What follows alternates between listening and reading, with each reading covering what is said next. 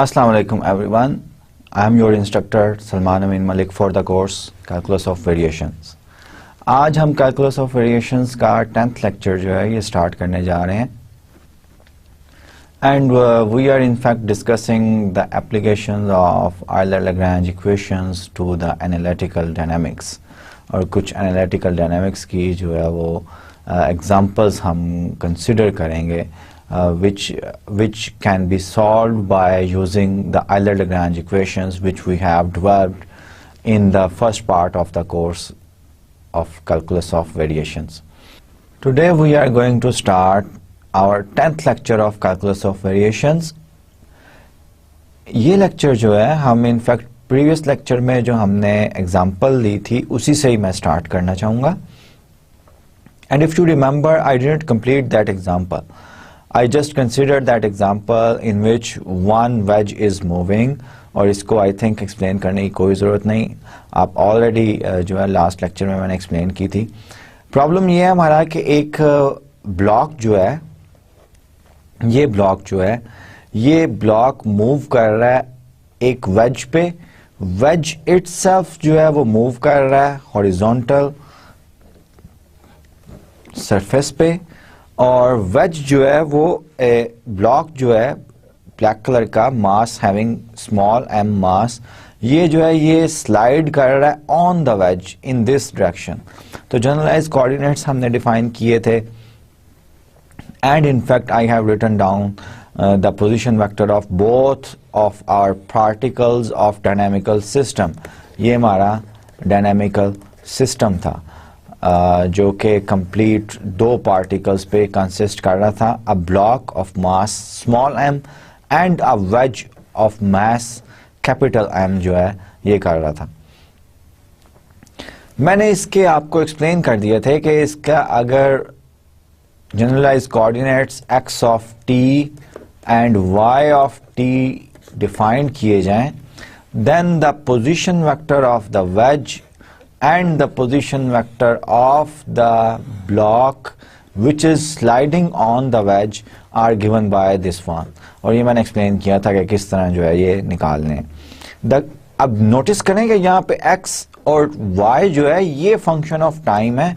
Veg का जो angle था, ये एंगल जो वेज का था जो कि अल्फा हमने कहा हुआ है, ये फिक्स्ड एक रियल नंबर है, एक फिक्स्ड एंगल है. It is not a function of, इस तरह नहीं है कि फंक्शन ऑफ टाइम नहीं है.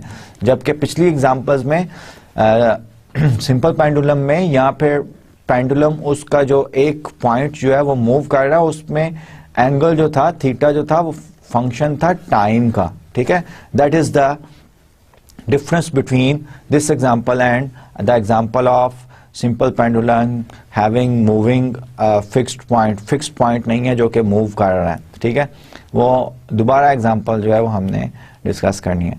The kinetic energy and the potential energy of the systems are given by this one.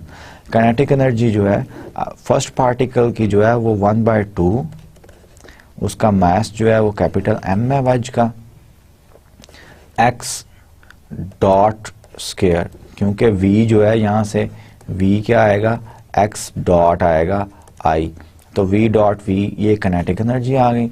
अब इसकी काइनेटिक एनर्जी क्या है, इसका पहले v2 मैं लिखूंगा, v2 क्या होगा, x dot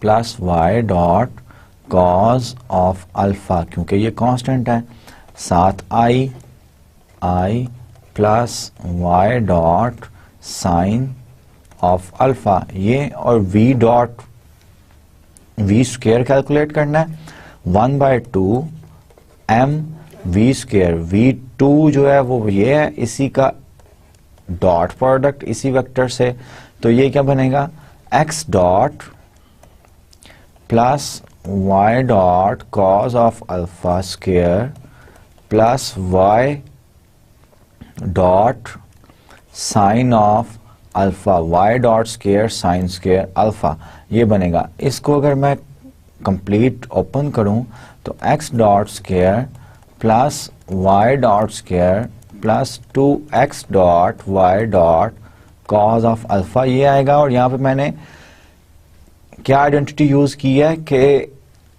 y dot square sine square alpha plus cos square alpha equals 1, ये आइडेंटिटी यूज की है।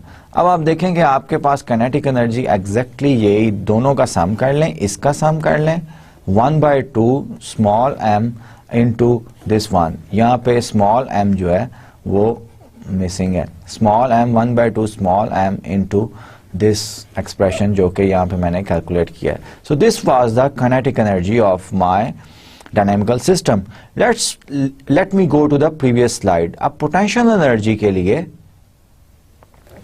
पोटेंशियल एनर्जी जो है वो हाइट की वजह से होती है और वो इसी ब्लॉक में पोटेंशियल एनर्जी है, ये ब्लॉक ऑफ मास m में, और वो पोटेंशियल एनर्जी किसके इक्वल है, क्योंकि वेज जो है ये तो सरफेस, हॉरिजॉन्टल सरफेस के ऊपर ही है, तो पोटेंशियल एनर्जी इज इक्वल्स, क्योंकि वेट जो है, ब्लॉक का वेट जो है वो कितने डिस्टेंस पे है, y sine alpha into the weight mg, और माइनस साइन जो है ये आपको कंजर्वेशन की वजह से आ रहा, minus mg y sine alpha. This is the potential energy of my dynamical system which is due to the block m, जो block slide over the wedge, उसी की वजह से है ये पोटेंशियल एनर्जी जो है। Since the generalised coordinates are, we have two generalised coordinates and t kinetic energy is the function of x, y, x dot and y dot, t पे explicitly kinetic energy depend नहीं कर रही, so the Lagrange derivative are, let me write down here the Euler-Lagrange equations. Euler-Lagrange equations क्या होंगी इस dynamical system के लिए, वो ये होंगी, partial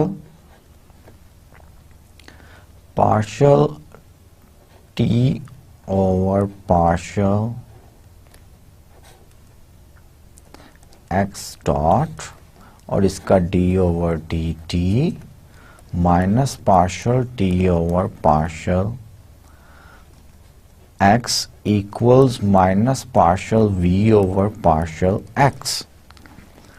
ठीक है, ये होगी पहली, और दूसरी आइलर-लैग्रांज इक्वेशन क्या होगी, d over dt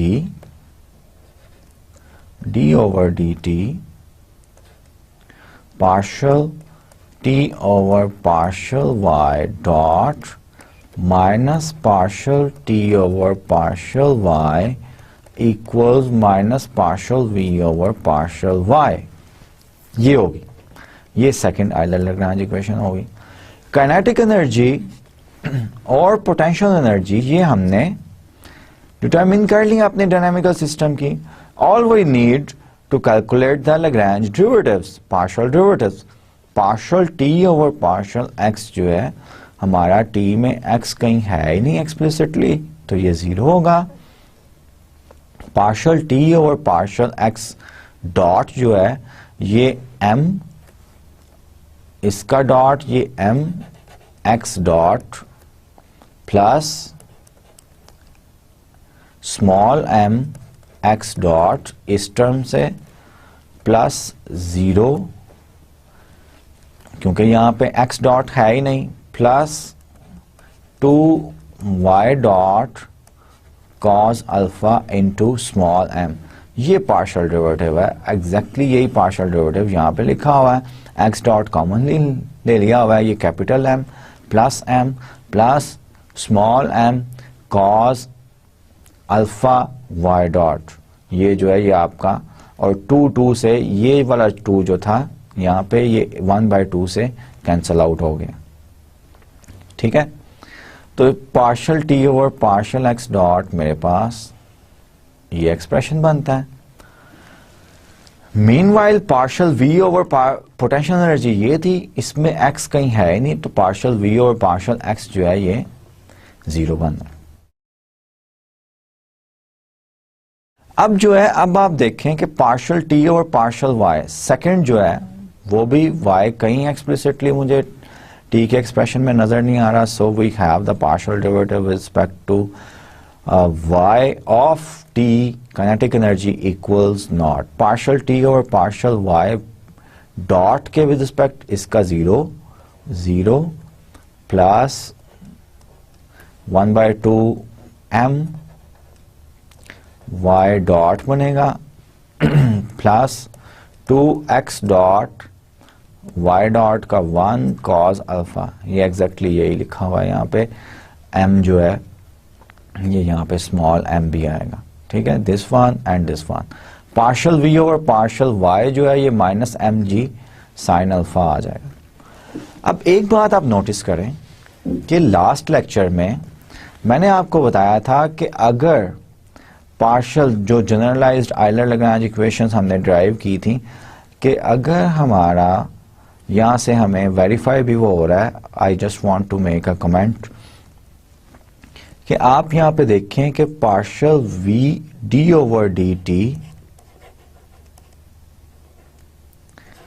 partial v over partial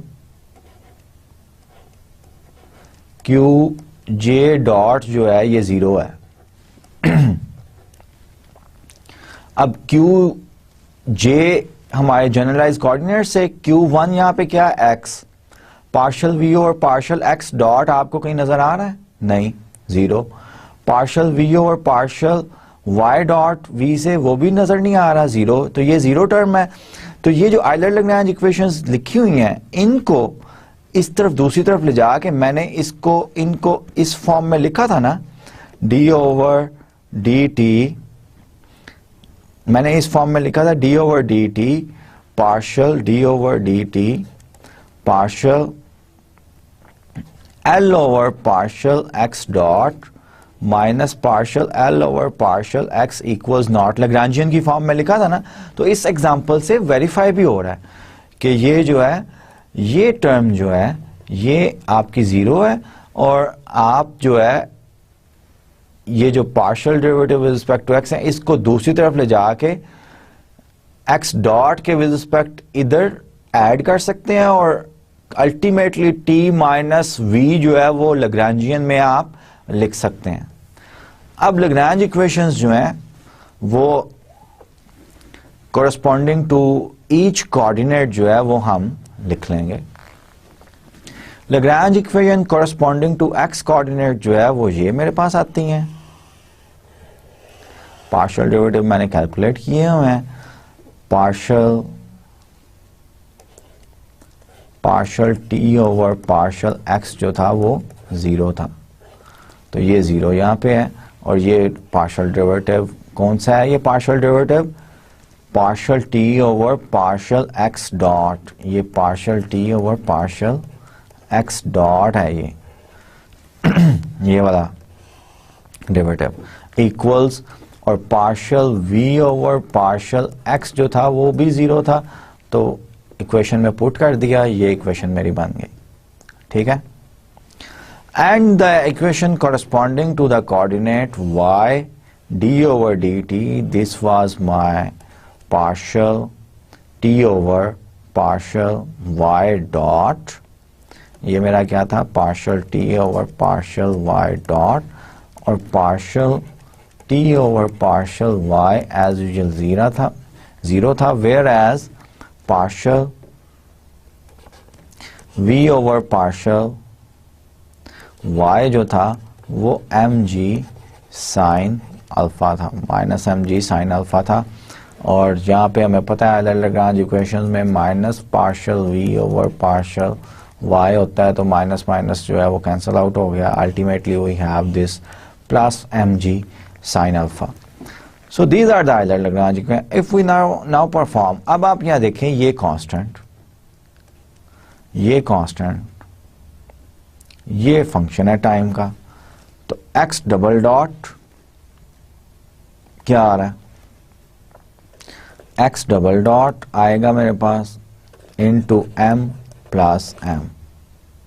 अब यहां पे m constant, cos alpha constant plus m cos alpha y double dot equal 0।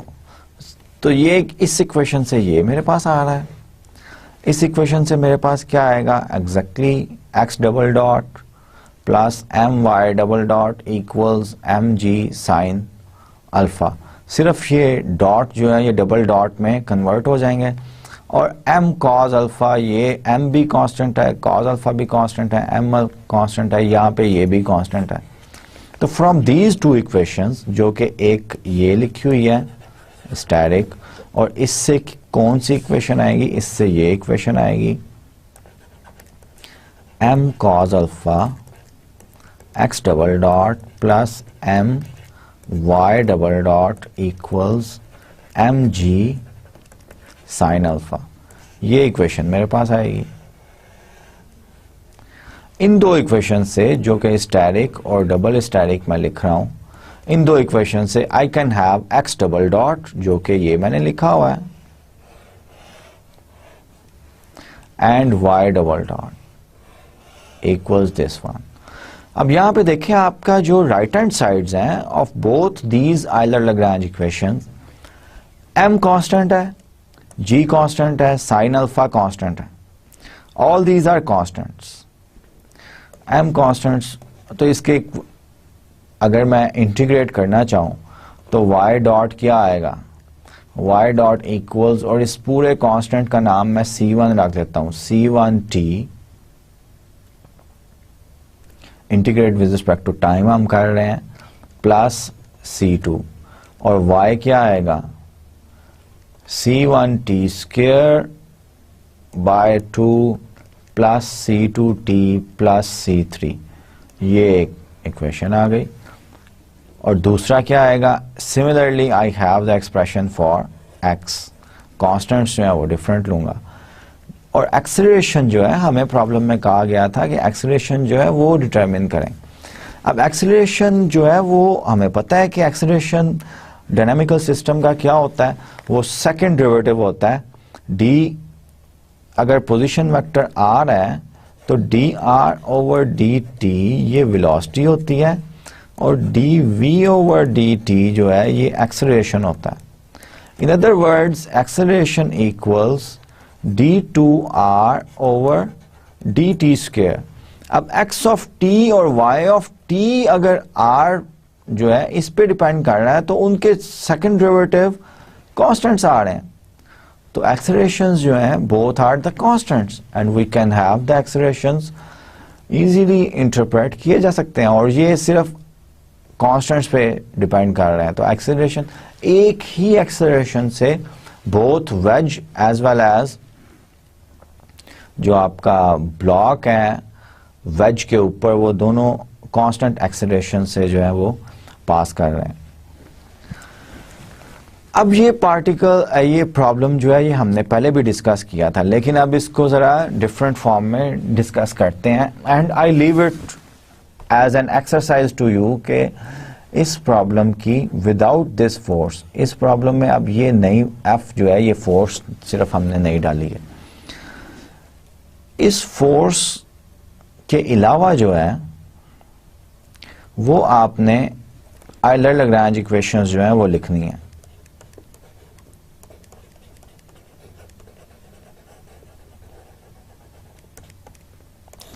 इसका मतलब है, मैंने लास्ट लेक्चर में लैग्रेंज डेरिवेटिव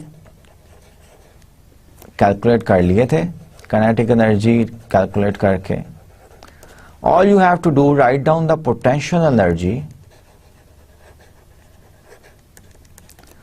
पोटेंशियल एनर्जी जो है वो आप इसकी लिखें, जो कि मैं आपको बता भी देता हूं, V इक्वल्स, पोटेंशियल एनर्जी सिर्फ इस पार्टिकल में होगी, और वो अगर इसके इक्वल है, V equals minus m small m, gravitational force के अंडर ये मूव कर रहा है, mg a cos थीटा होगी, cos ऑफ थीटा, क्योंकि ये हाइट जो है ये मैं कैलकुलेट कर रहा हूं। इक्विलिब्रियम पोजीशन में यहां पे था पार्टिकल, इसको मैंने लिफ्ट किया, यहां पे आ गया, तो हाइट जो डिफरेंस ऑफ हाइट आया है वो पोटेंशियल एनर्जी है। With this potential energy kinetic energy हमने कैलकुलेट की हुई है, ठीक है। थीटा आपका जनरलाइज कोऑर्डिनेट है इस प्रॉब्लम में, थीटा डिपेंड्स ऑन टाइम, क्योंकि थीटा कभी ये बॉब इधर आ गया, जब इधर आ जाएगा थीटा डिफरेंट होगा, जब इधर आ जाएगा थीटा डिफरेंट होगा। अब इस तो आपने क्या करना है, आपने आयलर लैग्रेंज इक्वेशंस लिखनी है, आयलर लैग्रेंज इक्वेशंस, और उनको सॉल्व करना है। लास्ट लेक्चर में मैंने आधा प्रॉब्लम आप कह सकते हैं कि मैंने किया हुआ था। अब इसमें क्या है कि इसमें वही प्रॉब्लम है, एक external force F of T horizontally जो है पार्टिकल P2 पे अप्लाई कर रही है। इस डायनामिकल सिस्टम को हमने सॉल्व करना है and we have to write down the Lagrange equations. Let's go to the slide. Let S be the system shown in this figure. We know that system before, only we have this extra force. The rail is smooth and the prescribed force F of t acts on the particle P2 as shown. Gravity is absent. Gravity नहीं है, ठीक है। और ये पिछले problem में gravity थी, इसलिए मैंने आपको जो ये रिकॉल करवाया है, ग्रेविटी के अंदर पोटेंशियल एनर्जी जो है ये आपकी बनेगी। Find the Lagrange equations for the dynamical system S। Solution में कहा गया है कि S is a standard system, S एक स्टैंडर्ड सिस्टम है with 2 degrees of freedom. The new feature is the prescribed external force, so we will use the generalized Lagrange equations in which the right hand side is not zero. Right hand side जो है वो generalized force होती है।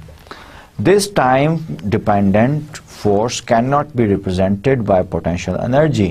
ये potential energy से represent नहीं की जा सकती, तो हम जो है Euler Lagrange equations for the dynamical system वो वाली यूज करेंगे जिसमें partial T over partial Q J dot D over D T minus partial T over partial Q J equals Q of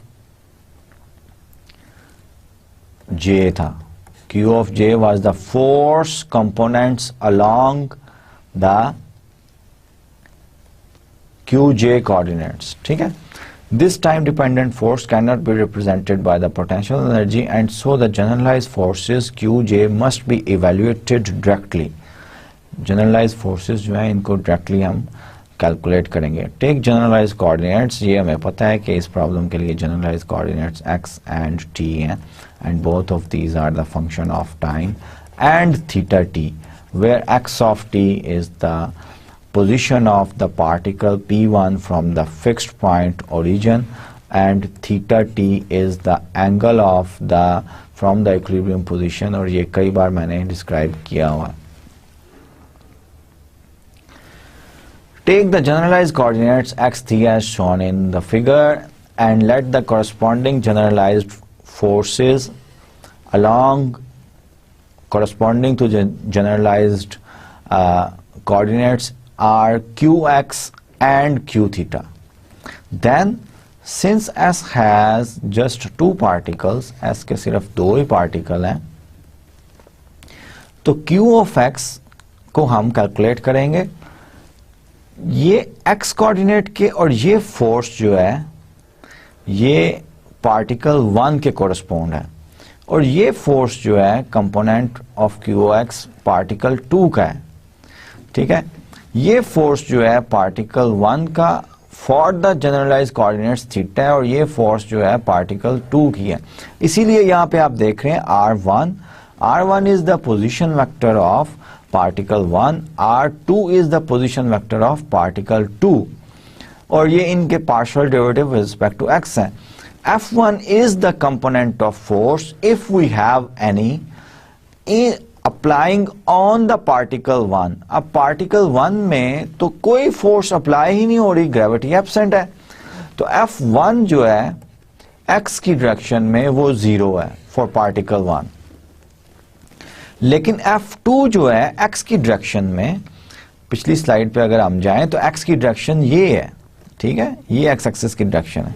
particle 2 पे F जो है एक force, external force apply की गई है, इस पे तो कोई फोर्स इस डायरेक्शन में अप्लाई नहीं हो रही, ये सिर्फ मूव कर रहा है, ठीक है, कोई फोर्स अप्लाई नहीं हो रही, लेकिन सेकेंड पार्टिकल जो है उस पे मूव कर रही है। So we have F2 equals F of t, और किस डायरेक्शन में, एक्स एक्सिस की डायरेक्शन में मूव कर रहा है। So we have F1 equals not and F2 equals this one.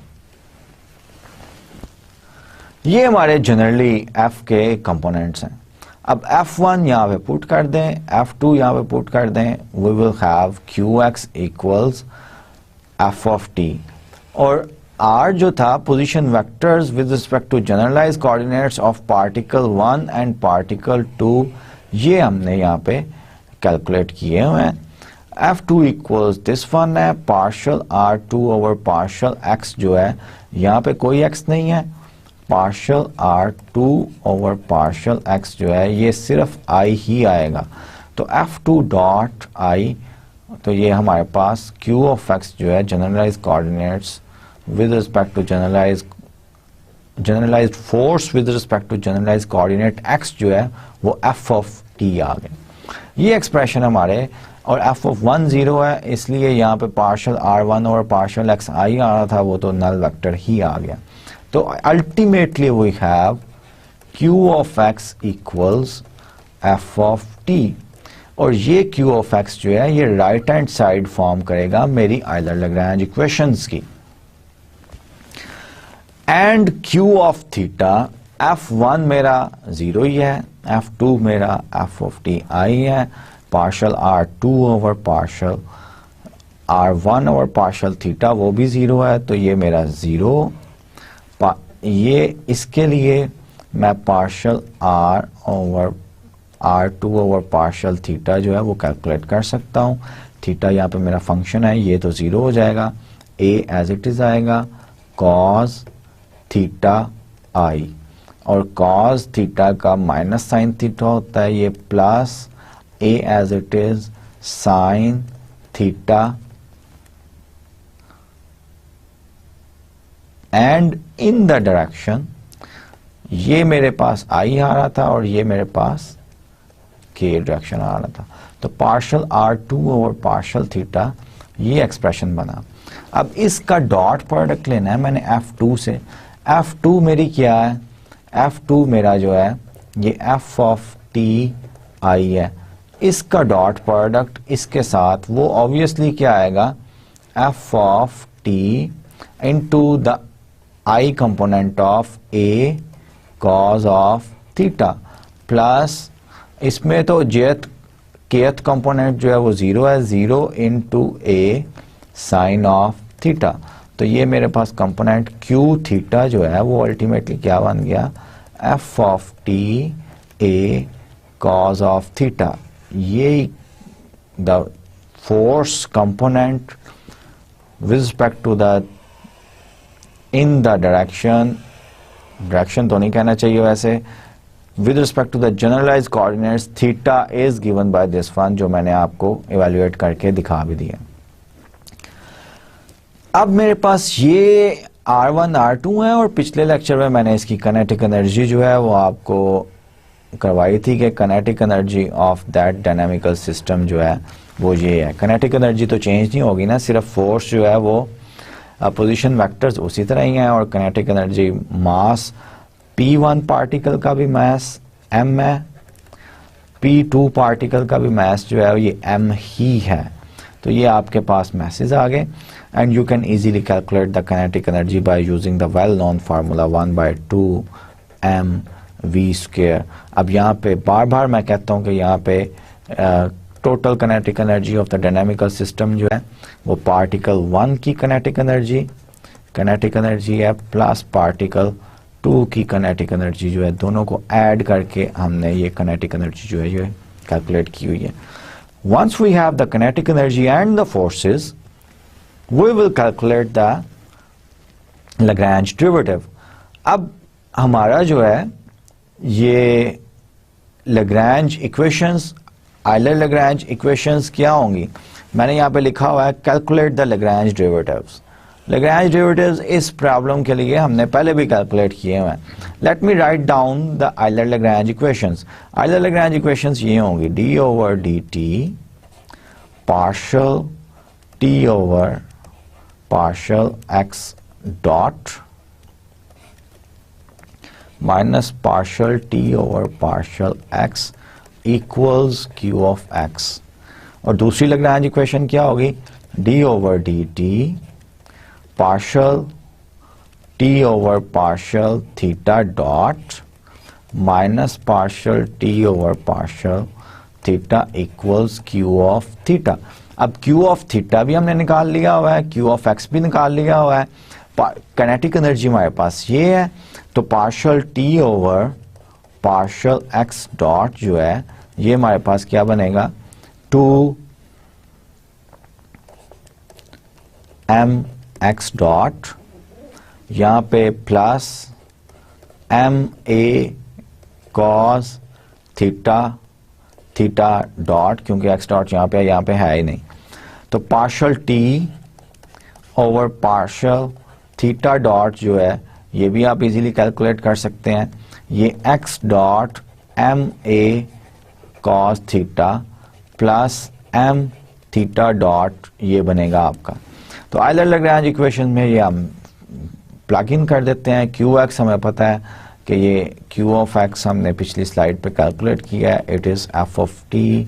Q of theta जो है ये A cos theta F of T हमने कैलकुलेट किया है for that dynamical system. Then we have the Euler Lagrange equations. Euler Lagrange equations हमारे पास ये आ गई।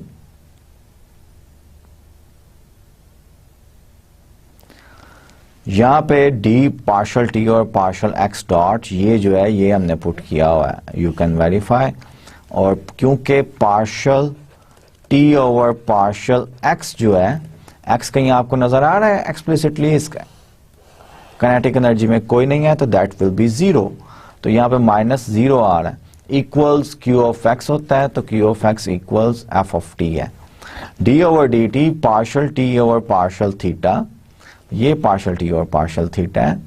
अब इसी का पार्शियल टी और पार्शियल थीटा डॉट ये partial T over partial theta अगर कैलकुलेट करना हो मैंने, this one will be 0, this one will be minus ma sine theta x dot theta dot ये बनेगा, यहां पे भी ये 0 हो जाएगा, तो minus ma sine theta x dot theta dot ये माइनस साइन के साथ ये plus sine. So these are the Euler Lagrange equations. अब ये आइलर लैग्रेंज इक्वेशंस हैं, इसको अगर मैं d ओवर dt को अप्लाई कर दूं, so I will have this equation 2mx double dot plus ma constant है और यहां पे मुझे थीटा डॉट भी फंक्शन है टाइम का, थीटा भी फंक्शन है टाइम का, तो theta double dot minus theta dot sine of theta. Sine of theta अब क्योंकि विद रिस्पेक्ट टू टाइम ले रहा हूं, कॉस का माइनस साइन आ गया, आगे थीटा का भी डेरिवेटिव, तो थीटा डॉट स्क्वायर बन जाएगा, इक्वल्स एफ ऑफ टी। ये मेरी सिंप्लीफाई हो रही है Euler Lagrange equation, first equation. Second equation जो है उसको भी मैं सिंप्लीफाई कर सकता हूं, ये बनेगी m theta double dot plus, अब यहां पे m a कांस्टेंट है, u इंटू वी लगाना पड़ेगा, x double dot cos theta as it is plus cos theta का क्या होता है माइनस साइन थीटा, आगे थीटा डॉट और x dot as it is, plus ma sine theta x dot theta dot equals a cos theta F of T. अब आप ये देखें, ये ma minus sine theta theta dot X dot है, ये cancel out हो गया इससे, तो ultimately we have m theta double dot plus M A X double dot cos of theta equals A cos of theta F of T. ये second equation आ रही है हमारे पास, आयलर-लैग्रेंज इक्वेशन। ये system of ordinary differential equations है। Let me comment on these equations. ये system of Euler Lagrange equations जो आई हैं, मुझे बताएं आप, ये लीनियर इक्वेशंस हैं, नॉन लीनियर इक्वेशंस हैं? इसमें तो आपका जो है इंडिपेंडेंट वेरिएबल जो है वो t है, और आप देखें कि आपका डिपेंडेंट वेरिएबल जो है, जो थीटा और x है, वो ऐसी भी टर्म्स हैं जिनमें थीटा डॉट स्क्वायर है, साइन थीटा इन्वॉल्व है, थीटा डॉट स्क्वायर भी है और साइन थीटा भी इन्वॉल्व है। यहां पे आप देखें x डबल डॉट और cos थीटा भी है। These are the ordinary differential equations which are coupled and non-linear differential equations. ये तो सॉल्व करना, ये तो बहुत मुश्किल है। तो ये मैं आपको रियलाइज करवाना चाह रहा था कि जब आपका जो है डायनामिकल सिस्टम को आप सॉल्व करते हैं तो आयलर-लैग्रेंज इक्वेशंस जो हैं वो second order non linear coupled ordinary differential equations होती हैं। Non linear ordinary differential equations के सिस्टम को सॉल्व करने का पहला स्टेप ये होता है कि we want to decouple the system, कि भाई कोई ऐसा चेंज ऑफ वेरिएबल या ऐसी टेक्निक या ऐसी ट्रांसफॉर्मेशन यूज करें कि आप इन जो system of linear ordinary differential equations हैं नॉन लीनियर, ये कपल्ड हुई हुई हैं, इनको डीकपल कर दें। डीकपल का मतलब है कि अलग-अलग, एक वेरिएबल एक इक्वेशन में, दूसरा वेरिएबल दूसरे इक्वेशन में। अभी जो आप देख रहे हैं इस स्लाइड में, इसमें तो देखें x जो है वेरिएबल वो इस इक्वेशन में भी है, थीटा इधर भी है, x इधर भी है, थीटा इधर भी है। तो दोनों इक्वेशंस में डिपेंडेंट वेरिएबल जो है वो अवेलेबल है। तो हम डीकपलिंग कहते हैं कि ऐसी टेक्निक यूज की जाए कि एक इक्वेशन में एक वेरिएबल हो जाए, x फॉर एग्जांपल, दूसरी ऑर्डिनरी डिफरेंशियल इक्वेशन में जो है दूसरा वेरिएबल हो जाए, फॉर एग्जांपल थीटा। तो ये जो है ये it's quite complicated technique to solve the system of non linear ordinary differential equations. तो ये मैं यहीं पे छोड़ता हूं क्योंकि we can at your level we are not able to solve such type of non linear system of non linear ordinary differential equation. कोई technique आपने नहीं सीखी हुई, आपने ऑर्डिनरी डिफरेंशियल इक्वेशन का जो कोर्स किया भी होगा उसमें सिर्फ first order non linear equations जो कि आप एग्जैक्ट सॉल्यूशंस में पढ़ते हैं, यहाँ पे क्लैरियट इक्वेशन, यहाँ पे आपके जो है बर्नौली इक्वेशन होती है, वो खास पर्टिकुलर टाइप की first order non linear equation हैं जो आपने सीखी हुई हैं। अदरवाइज नॉन लीनियर इक्वेशंस आपको किसी कोर्स में जो है वो solutions of non linear equations जो है वो डिस्क्राइब नहीं किए गए। नेक्स्ट देखते हैं कि नेक्स्ट क्या लिखा हुआ है, incorporating extra forces. How we can incorporate the extra forces in our dynamical system. How would you incorporate gravity into the last example. Last example में ग्रेविटी जो थी वो मिसिंग थी। अब यही कहा गया है कि अगर लास्ट एग्जांपल में ग्रेविटी जो है वो आपको दे दी जाए कि ग्रेविटी फोर्स एब्सेंट नहीं है, ग्रेविटी इज एब्सेंट देयर, और let me go to the previous slide कि यहाँ पे अगर ग्रेविटी भी दे दी जाए तो ग्रेविटी इस पे फोर्स अप्लाई करेगी डाउनवर्ड mg। इसका मतलब यह हुआ कि x की डायरेक्शन में, और इसकी भी डाउनवर्ड ग्रेविटी mg ही अप्लाई होगी, और इसको हम जो है वो ग्रेविटी डाउनवर्ड हो रही है तो हम इसको स्प्लिट कर सकते हैं mg को into two components, horizontal components. ये आपका थीटा ही होगा, तो mg cos थीटा और mg sin थीटा जो है वो आपकी ग्रेविटी के कंपोनेंट्स होंगे। ये एग्जैक्टली सॉल्यूशन जो दिया गया है ये उसी को ज़हन में रखते हुए दिया गया। अब आपका q ऑफ x जो है क्यू ऑफ एक्स की डायरेक्शन में तो पार्टिकल का कोई ग्रेविटी एक्स डायरेक्शन में तो नहीं ना अप्लाई हो रही इस पार्टिकल को, वो तो एक्स के परपेंडिकुलर यहां पे अप्लाई हो रही है, तो एक्स डायरेक्शन में तो कोई नहीं। तो क्यू ऑफ एक्स जो है वो 0 plus F of T I dot I, Q of x remains the same, ठीक है ना। और ये क्यू ऑफ एक्स का एक्सप्रेशन आज के लेक्चर में हमने किया, ये क्या होता है, और पिछले लेक्चर में जनरलाइज किया था। ये F1 partial dot partial R1 over partial X plus F2 the force acting on the second particle partial R2 over partial X, और इनके डॉट प्रोडक्ट थे। अब सेकंड पार्टिकल पे तो एफ ऑफ 2 अप्लाई हो रहा है ना, एफ ऑफ सेकंड पार्टिकल पे एक फोर्स जो थी वो अप्लाई हो रही है एक्स की डायरेक्शन में, जिसका मैग्नीट्यूड जो है वो एफ टी दिया गया था। तो इसलिए Q of x remains the same, while आपका जो है क्यू ऑफ थीटा जो है वो चेंज हो गया।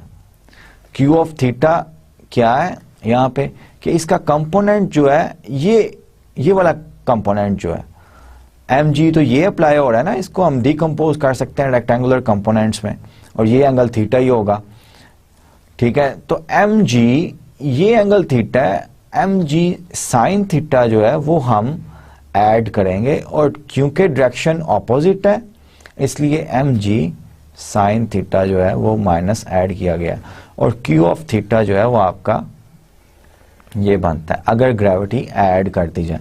अब एक कंप्लीट प्रॉब्लम जो है वो फॉर्मुलेट किया जा सकता है इसी पे कि इस प्रॉब्लम में पहले तो ग्रेविटी एब्सेंट थी ना, ग्रेविटी इज एब्सेंट की जगह ग्रेविटी इज प्रेजेंट।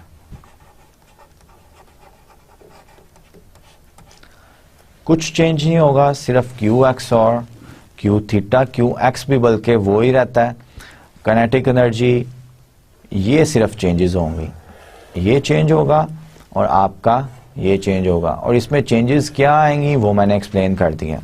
बाकी position vector, generalize coordinates, everything remains the same.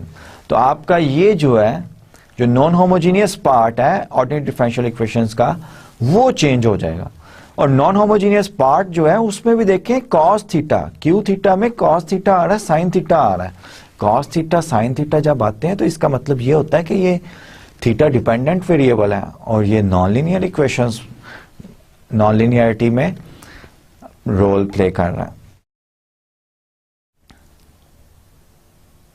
Let's see what we have on the next slide. अब जो है हम सेकंड जो है पार्ट ऑफ योर कोर्स उसकी तरफ मूव कर रहे हैं। इस पार्ट को डिस्कस करने से पहले मैं ये चाहूंगा कि let me deliver a lecture on the concepts which we have learned so far, यानी कि एक रिवीजन लेक्चर मैं ज़रूर करवाता होता हूँ वर्चुअल कैंपस के स्टूडेंट्स में, क्योंकि जब स्टूडेंट्स आप कन्वेंशनल टीचिंग कर रहे होते हैं तो स्टूडेंट आपको बता देता है कि आपके ये टॉपिक हमें अंडरस्टैंड नहीं ठीक से हुआ, you should revise this one. So I will myself pick some topics from the last lectures, 9 or 10 lectures, and we will deliver a lecture, a revision lecture on which will include the previous topics. Previous topics में ही से ही मैं explain करने की once again कोशिश करूँगा, so that you people have the revision of this one. तो ये second part जो है उसको मैं आज के lecture में थोड़ा सा start कर देता हूँ। अब हम करने क्या जा रहे हैं, हम ये करने जा रहे हैं ऑब्जेक्टिव क्या है सेकंड पार्ट में, कि हमने जनरलाइजेशंस जो है ना वो डिस्कस करनी है। पहली जनरलाइजेशन जो है वो ये हो सकती है कि यार आपका फंक्शनल जो था जे, उसमें सो फार हमने एक ही इंडिपेंडेंट वेरिएबल रखा था और डिपेंडेंट वेरिएबल था एंड इट्स फर्स्ट डेरिवेटिव, ये आपका जे था जो कि इंटीग्रल से डिफाइंड होता था, सो ऑन एंड सो फोर्थ। अब जो है, अब देयर आर सेवरल जनरलाइजेशन जो है वो हो सकती हैं। फॉर एग्जांपल कि अगर इंडिपेंडेंट वेरिएबल आपके बढ़ जाएं, तब ये प्राइम तो नहीं मैं यूज कर सकता, यानी कि जे आपका उसमें दो इंडिपेंडेंट वेरिएबल हो, वाई एक्स वाई हो, और यहाँ पे जी एक नया वेरिएबल है जो कि एक्स और वाई पे डिपेंड कर रहा है, लेकिन इसके अब वाई प्राइम नहीं मैं यूज कर सकता, प्राइम नहीं यूज कर सकता क्योंकि दो इंडिपेंडेंट वेरिएबल हो गए हैं। तो ये जी एक्स जो कि एक्स वाई का फंक्शन है और जी वाई जो कि एक्स वाई का फंक्शन है, इस पे फंक्शनल डिपेंड कर रहा है। ठीक है, ऑब्वियसली इंट्यूटिवली हमें यह पता चल रहा है कि ये जो आयलर-लैग्रेंज इक्वेशंस होंगी, सो फार जो हम करते हैं वो तो ऑर्डिनरी डिफरेंशियल इक्वेशंस थी, लेकिन अब जो है अब हमारे पास पार्शियल डिफरेंशियल इक्वेशंस आएंगी, क्योंकि पहले हमारे पास इंडिपेंडेंट वेरिएबल सिर्फ टाइम या एक्स था, इट डजंट मैटर,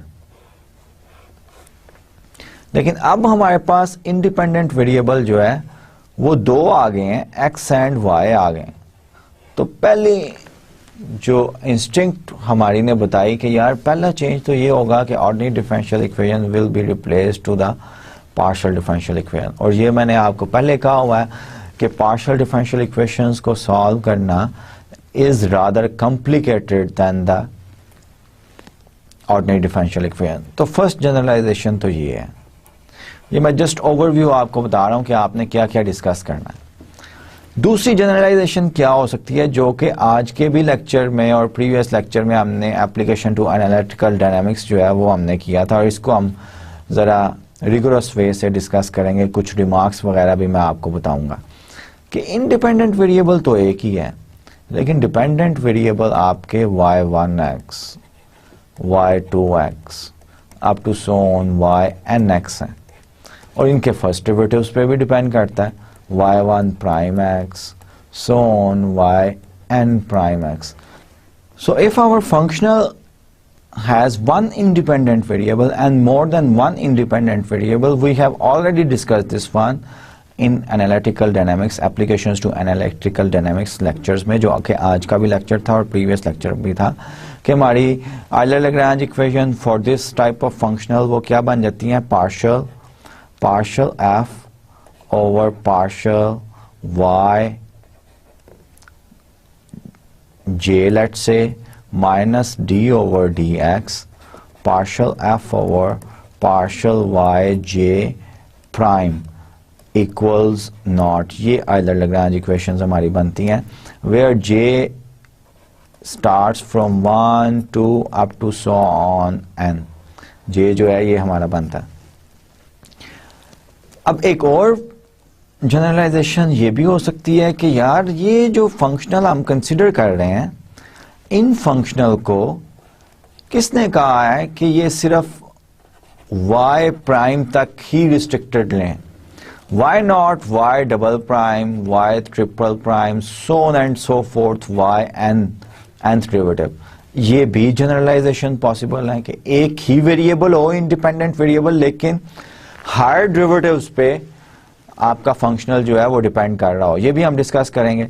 फिर इफ यू रिमेंबर कि ये फंक्शनल्स जो हैं, these all functionals are in fact interpolating the points A and B which are the fixed points. तो ये किसने कहा है कि ए और बी जो है ये फिक्स्ड पॉइंट होंगे, ये मूव भी कर सकते हैं, बी मूव कर रहा हो, ऐसे कर्व के स्टेशनरी पॉइंट नहीं है, मूव कर रहा है। तो फिर हमने क्या करना है, इसको जो है इसकी जनरलाइजेशन क्या होगी, देन अगर आपका ये कर्व जो है y ऑफ y जिस पे फंक्शनल डिपेंड कर रहा है, y ऑफ x जो है, इसकी पैरामीट्रिक फॉर्म दी गई हो, इन कर्व्स की पैरामीट्रिक फॉर्म्स दी गई हो,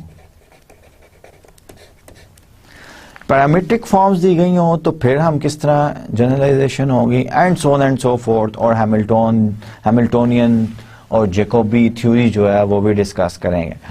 अभी इस स्लाइड पे, जो कि मैं second part of your course start करने जा रहा हूँ थ्रू दैट स्लाइड। इसमें ये पहला लेमा है जो कि मैं इस केस से स्टार्ट करूँगा कि इंडिपेंडेंट वेरिएबल्स जो है मोर देन वन है। दो अगर इंडिपेंडेंट वेरिएबल हो हमारे फंक्शनल के, तो we need in order to drive the Euler Lagrange equations. और आयलर-लैग्रांज इक्वेशंस जो मैंने आपको पहले बताया कि वो पार्शियल डिफरेंशियल इक्वेशंस होंगी, उनको मैं प्रूफ करूंगा कि अगर हमारा फंक्शनल जो है इसके दो इंडिपेंडेंट वेरिएबल्स हों तो हमारा आयलर-लैग्रांज इक्वेशन जो है उसकी क्या फॉर्म बनती है। और उसके प्रूफ में I will use this lemma. ये लेमा आज कर लेते हैं, लेकिन स्पेसिफिकली जो है वो स्टार्ट ये सेकंड पार्ट जो है वो नेक्स्ट लेक्चर में रिवीजन के बाद ही मैं करूंगा। If alpha x y is a fixed function which is continuous in a closed region R. अब क्योंकि दो इंडिपेंडेंट वेरिएबल हैं तो हमारी डोमेन जो है वो रियल लाइन नहीं है। Our domain is now some subset of a plane. ठीक है, ये प्लेन है तो यहाँ पे कोई रीजन हो सकता है, मे बी दैट रीजन। ठीक है, रेक्टेंगुलर रीजन, ये वाला रीजन जो है ये डोमेन हो सकता है alpha x Y. Alpha x Y जो है ये कंटिन्यूअस है क्लोज्ड रीजन पे। And if the integral, of course we are going to deal with the double integrals, so you should recall the double integrals. And we have this one vanishes, it means this one equals 0 for every function h of xy, जो के calculus of variations में हमने इसका नाम क्या रखा होता है, admissible function, which has continuous first and second derivatives. First और सेकंड डेरिवेटिव कंटिन्यूस है। और ये डेल्टा आर जो है, क्योंकि रीजन है अब हमारे पास, तो delta R is the boundary of the region. For example अगर ये रीजन है तो बाउंड्री जो है वो मैथमेटिक्स में delta R is represented by the boundary of the region whatever it is. ठीक है, then alpha x y equal 0 everywhere in the region. अगर ये इंटीग्रल डबल इंटीग्रल जो है ये वैनिश होता है for any function, every function, कोई भी फंक्शन हो एच ऑफ एक्स वाई जो कि ट्वाइस डिफरेंशिएबल हो ओवर द रीजन आर, और बाउंड्री पे उस फंक्शन की वैल्यू 0 हो, तो ये जो है ये अल्फा एक्स वाई जो है ये throughout the region R पे 0 होगा। Let's see the proof. Proof उसी तरह है। ये प्रूफ जो है ये इस तरह का लेमा जो है, if you remember such type of lemma we have used in the derivation of Euler-Lagrange equations where your functional has only one independent variable and one dependent variable and your functional depend upon the first derivative of that dependent variable. तो इस तरह का exactly lemma function of one variable के लिए भी हमने proof किया था, और उसका प्रूफ भी बेस था कि हम we suppose on contrary कि भाई अल्फा एक्स जो है अगर वन वेरिएबल का था, मैं जस्ट रिकॉल करवा रहा हूं कि alpha X non zero number है over the interval A B, ये हमने किया हुआ है। अब सिर्फ ए बी की जगह रीजन आ गया क्योंकि दो इंडिपेंडेंट वेरिएबल है, अल्फा की जगह X Y, alpha x Y आ गया। Suppose on the contrary that we have alpha x Y non zero, alpha x Y जो है ये नॉन जीरो है, नॉन जीरो है, without any loss of generality we can suppose that कि ये positive है। अगर पॉजिटिव होगा और अल्फा एक्स वाई कंटिन्यूस भी है तो there must be some small disk in the region, in the domain of the alpha x1 such that ये जो है उस पॉइंट, जिस पॉइंट पे ये पॉजिटिव है उसके इर्द गिर्द स्मॉल डिस्क जो है वो हमें जरूर मिलेगी अगर ये डोमेन है। तो यहाँ पे ये इस पॉइंट पे x नॉट y नॉट पे अल्फा जो है ये पॉजिटिव है, तो इसके इर्द गिर्द स्मॉल डिस्क हमें मिलेगी जहाँ पे ये सारा अल्फा जो है ये पॉजिटिव ही होगा। So we must have some small disk about the point x naught y naught of small neighborhood भी जिसे कहते हैं मैथमेटिक्स में। अब वो neighborhood एप्सिलॉन ग्रेटर देन 0 कोई भी स्मॉल पॉजिटिव नंबर है, on this neighbourhood, on this disk जो है वो आपका अल्फा एक्स वाई हमेशा पॉजिटिव होगा और वो डिस्क जो है वो कंटेन्ड इन आर भी होगी. If we set h x y equals 0 outside this small neighborhood of x naught y naught and we define hxy equals this one, then आप देखें कि h का first derivative and second derivative both are continuous in the region R. इसीलिए ये power 3 बनाई गई है, यहाँ पे लिखी गई है कि ये एच एक्स वाई जो है ये कंटिन्यूस हो ओवर द रीजन आर. अब लेकिन बाउंड्री पे, इस सर्कल की बाउंड्री पे एच एक्स वाई जो है वो 0 है at the boundary of the circle. अब इस डिस्क की बाउंड्री क्या है? इस डिस्क की boundary x minus x not square plus y minus y not square equals epsilon जो है स्क्वायर, यानी कि सर्कल है ये, ठीक है, एप्सिलॉन स्क्वायर. इस सर्कल पे अगर सेटिस्फाई कर रहा हो तो this one will B epsilon square. ये आपका जो है ये एप्सिलॉन स्क्वायर के इक्वल होगा, क्योंकि अगर x जो है वो बाउंड्री पे है तो बाउंड्री पे तो एप्सिलॉन स्क्वायर से कैंसिल आउट हो जाएगा. So we have h of x y equals not on the boundary of this small disk of radius epsilon. अब ये एच जो है, this h satisfies all the properties of the given lemma. ये कि first derivative भी continuous है, second derivative भी continuous है और बाउंड्री पे रीजन आर जो है वो हमने ये ले लिया है, स्मॉल डिस्क ले लिया है. रीजन आर जो है वो भी क्या है, रीजन आर पे जो कि सर्कल बनती है उस पे भी फंक्शन जो है वो 0 है. तो एच ऑफ एक्स इस लेमा की तमाम प्रॉपर्टीज को सेटिस्फाई कर रहा है. तो अगर अल्फा और ये डबल इंटीग्रल वाली प्रॉपर्टी भी होल्ड करती है, ये वैनिश करता है, तो फिर तो ये वैनिश हो ही नहीं सकता, क्योंकि इनसाइड पे H negative positive non zero है और अल्फा जो है वो भी पॉजिटिव है. सो लेमा की तमाम प्रॉपर्टीज सेटिस्फाई कर रहा है, लेकिन अल्फा एक्स वाई जो है वो 0 नहीं आ रहा. This reaches us a contradiction पे हम पहुंच गए कि एच एक्स वाई तो सारी प्रॉपर्टीज जो है सेटिस्फाई कर रहा है, लेकिन अगर ये इंटीग्रल जो है वो 0 हो तो अल्फा एक्स वाई को 0 होना चाहिए ओवर द रीजन. लेकिन इस रीजन पे हमने तो सपोज पहले किया था कि अल्फा जो है अल्फा एक्स वाई वो नॉन जीरो है. इसका मतलब है कि we have reached a contradiction. ये कंट्राडिक्शन जो है हमें ये बताती है कि जो हमने सपोज किया था कि alpha x Y non zero है at some point inside the region R, वो हमने सपोज जो किया था वो गलत किया था. Hence the proof of the lemma is over. We are at the end of our lecture. और ये जो है लेमा जो है इसको मैं जब जनरलाइजेशन प्रूफ करूँगा, टू इंडिपेंडेंट वेरिएबल्स वाला केस जो है फंक्शनल, इस तरह के फंक्शनल डिस्कस करूँगा, उसमें इस लेमा को मैं यूज़ करूँगा. तो ये लेमा मैंने प्रूफ कर दिया है. इस लेमा को अब मैं जस्ट रिकॉल करूँगा and that's it during the proof. और प्रूफ में हम क्या करेंगे, since we are going to discuss the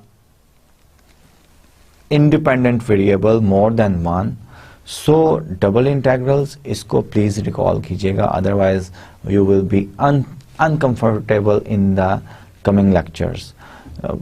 double integrals और जो कैलकुलस 3 में आपने थ्योरम्स यूज़ किए हुए हैं, ग्रीन्स थ्योरम स्पेशली जो है ग्रीन्स थ्योरम, उसको अप्लाई करना. लाइन इंटीग्रल क्या होता है, क्योंकि अब हम जनरलाइजेशन में जब जाएंगे तो हमारा डोमेन जो होगी वो एक इंटरवल नहीं होगी. Our domain will be some subset of R2. अगर 2 इंडिपेंडेंट वेरिएबल हैं, अगर 3 इंडिपेंडेंट वेरिएबल हैं तो that will be some subset of 3 dimensional space, so on and so forth, इसी तरह बढ़ता जाएगा।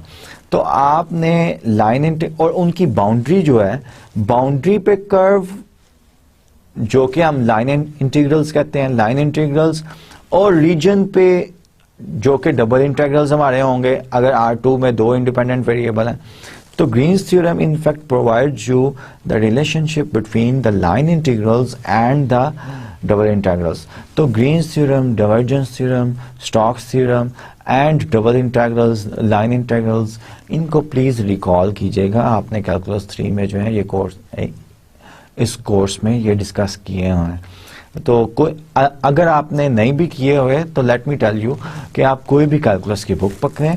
फॉर एग्जांपल हार्वर्ड एंटन जो है वो यहाँ पे पाकिस्तान में जो है textbook as a textbook use की जाती है। हार्वर्ड एंटन नहीं भी है, आप थॉमस फिनी पकड़ लें, थॉमस फिनी की कैलकुलस विद एनालिटिकल ज्योमेट्री पकड़ लें, आप स्टीवर्ट की पकड़ लें, कोई भी बुक पकड़ लें कैलकुलस की, बेसिक कैलकुलस की, तो उसमें you will be able to find out the how to evaluate the double integrals, how to evaluate the partial derivatives, what are the Green's theorem, what are the line integrals. I will suggest you should revise all these concepts, and of course the solution of the partial differential equations, क्योंकि हमारी Euler-Lagrange equations, these are going to be the partial differential equations. partial differential equations जो है उनको solve करना हमें आएगा तो हम कर सकेंगे। Till the next lecture, take very good care of yourself and your dear ones. Allah Hafiz.